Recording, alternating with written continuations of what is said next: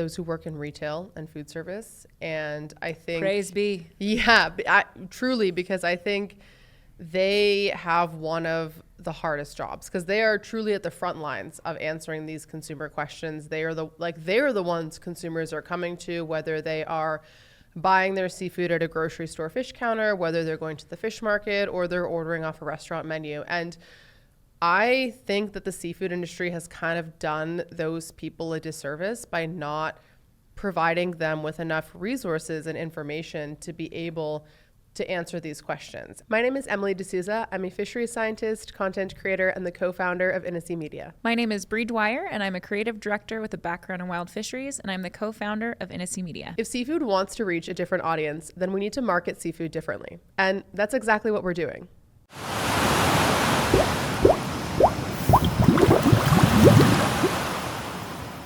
These people are on the front lines. When we sit down at a restaurant, and I think you and I have had experiences like this multiple times where we have, asked the server about what seafood is on the menu and been given information that doesn't quite add up. And it's unfair because we already know. Yeah, it's true.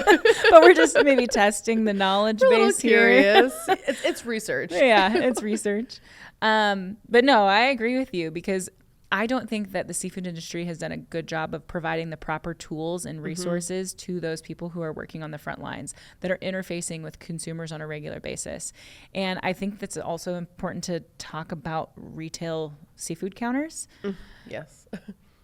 This is a work in progress, like the retail seafood counter. And part of that has to do with talent, like they're just putting people behind the seafood counter that maybe don't know how to talk about seafood. They're also, butchering meat or doing other things or whatever. But so seafood is not their passion, and that's okay.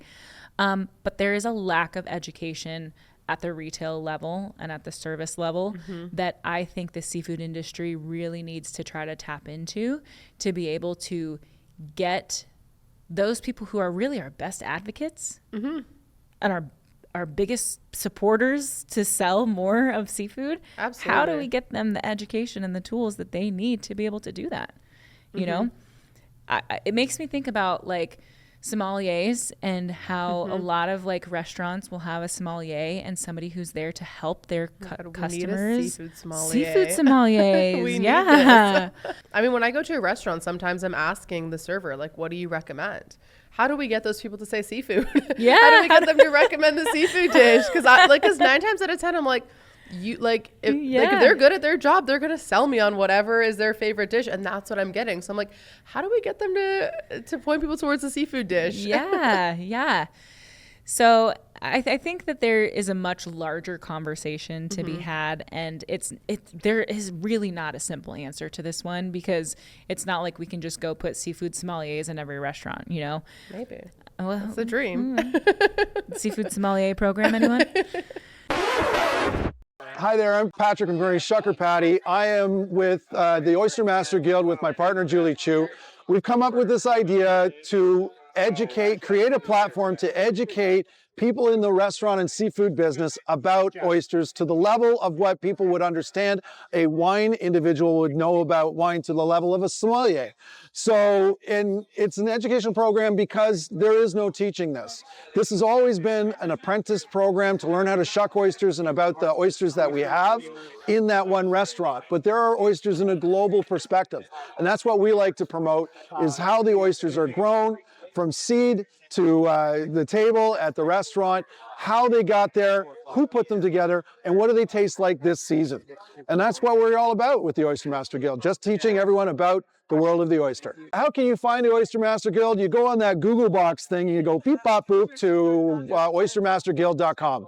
You can find us online. All the courses are online. It's something you can learn at your own time frame, and you'll gather a lot of information about what we're talking about in the world of oyster.